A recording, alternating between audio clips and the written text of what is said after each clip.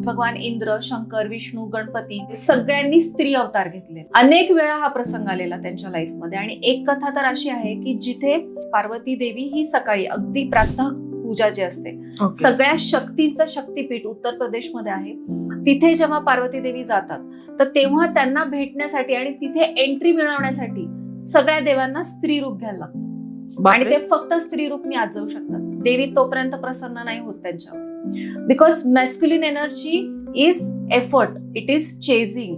आणि हा मॅस्क्युलिन ओव्हरड्राईव्ह मुळे आता नवीन जो निर्माण झालाय तो इगो, अहंकार, ज्याला आपण चेस करतो आहोत. आणि त्या इगोचं कंडिशनिंग झालेलं आहे.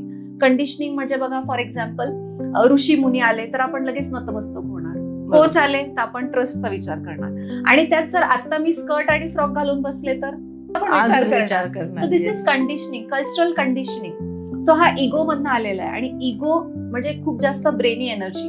आजकाल जे आपण कमर्शियलायझेशन म्हणतोय, सगळं जगामध्ये खूपशा गोष्टी डेव्हलप झाल्या, माणसाला बुद्धी वाढली, पण मग समस्या तितक्याच वाढल्या. हॉस्पिटल्स वाढले. आपण पहिले तर आमच्या वेळेस सोनोग्राफी मशीन सुद्धा मला आठवते, किंवा सिटी स्कॅन मशीन नवीन आली होती लहान असताना. तर आता MRI, प्रत्येक गोष्टीसाठी वेगवेगळे पॅथी डॉक्टर्स आहेत, पण आजारही तितकेच वाढले. का? कारण की तुम्ही इगो ड्रिव्हन सोल्युशन्स काढतायत, तुम्ही शिवशक्ती नाही घेतायत.